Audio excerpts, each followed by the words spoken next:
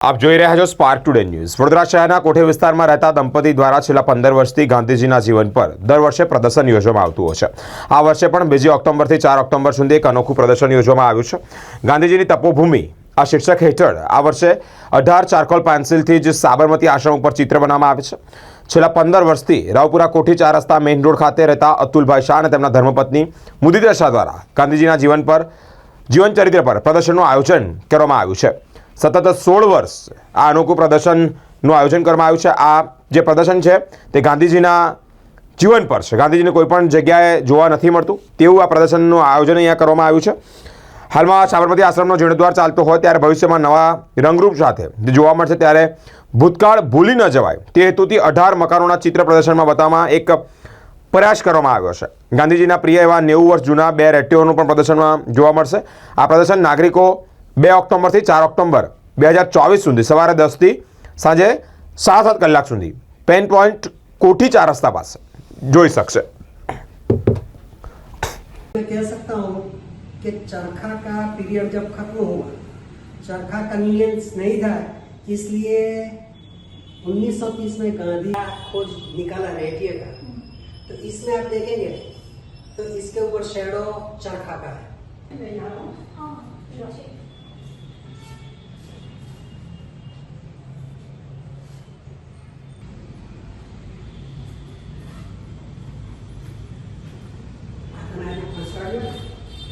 आज ये structural design नहीं पोस्ट डिपार्टमेंट में सिंबल्स आते हैं फक्त आटला બધા પર ટિકિટો બહાર પડેલી છે। ના ના ના ના આ ટિકિટનું એક્ઝિબિશન જ નથી સર।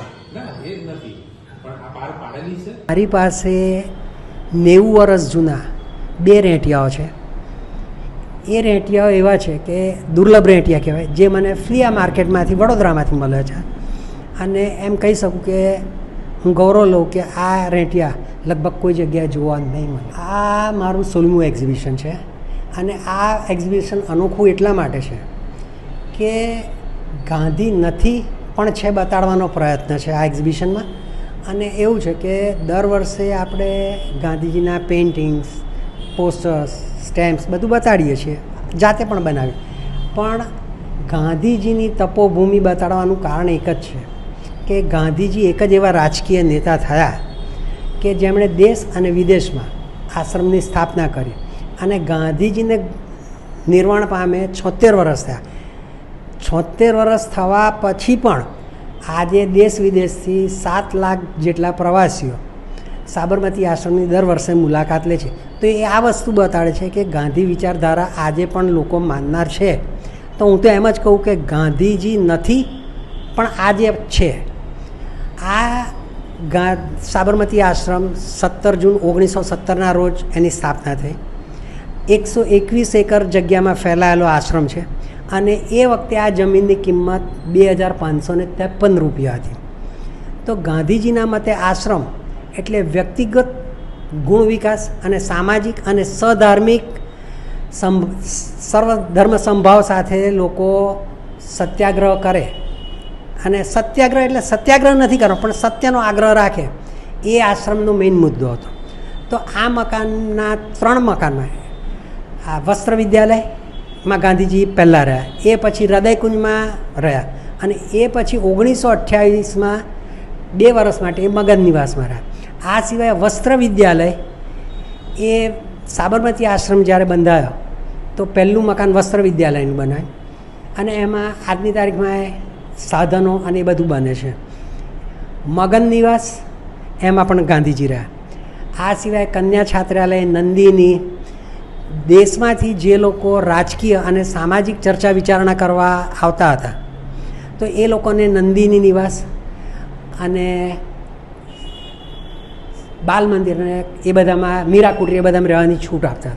એ સિવાય અમુક મકાનોમાં આપણે વિનોબા ભાવે, મહાદેવભાઈ દેસાઈ, અલગ અલગ વ્યક્તિઓ, કાકા સાહેબ કાલેલકર, એ બધા આ મકાનોમાં રહેલા છે। આ આશ્રમનું મહત્ત્વનું એક જો અંગ ગણો તો ઉપાસના મંદિર એ મહત્ત્વ છે। ઉપાસના મંદિરની 4 દિવાલો જે છે એ 4 દિશા એની 4 દિવાલ છે અને આકાશ એ એની છત છે। આ સિવાય આશ્રમમાં રાષ્ટ્રીય શાળા હતી, બાલ મંદિર હતું, કન્યા છાત્રાલય હતું, ભોજનશાળા હતી, આ બધું જ હતું. અને એ વખતે પણ ગાંધીજી સ્વચ્છતાના આગ્રહી હતા, એટલે જાજરૂ પણ બનાવેલું હતું. એટલે ખાડો ખોદો, તમે ટોયલેટ જઈ આવો અને એ ખાડાને પૂરી દો, પણ બનાવેલું હતું. તો આ એક્ઝિબિશન કરવા પાછળનો ફક્ત એક જ હેતુ છે કે સાબરમતી આશ્રમ ટ્રસ્ટવાળા કે ગુજરાત ગવર્મેન્ટ આજની તારીખમાં સાબરમતી આશ્રમનો જીર્ણોદ્ધાર કરી રહ્યા છે. તો આ જીર્ણોદ્ધાર થશે તો જૂની જે એની ડિસન્સી હતી એ લોકોને યાદ રહે, ભૂતકાળ ભૂલી ના જાય.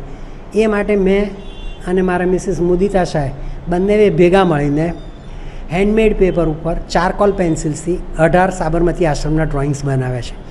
આ ડ્રોઈંગ્સ બનાવવાનો ઉદ્દેશ એક જ છે કે જેમ આજે સાબરમતી આશ્રમમાં લોકો એમને જોવા જઈ શકે છે અને ભવિષ્યમાં પણ આ જ સાબરમતી આશ્રમ લોકો જોવા જઈ શકે અને ગાંધી વિચારસરણીને ફોલો કરી શકે, એ માટે અમે લોકોએ આ એક્ઝિબિશન કરી છે. આ એક્ઝિબિશન હું દર સાલ 2 ઓક્ટોબરથી 4 ઓક્ટોબર મારા નિવાસ સ્થાને સવારે 10થી સાંજના 7:30 સુધી રાખું છું.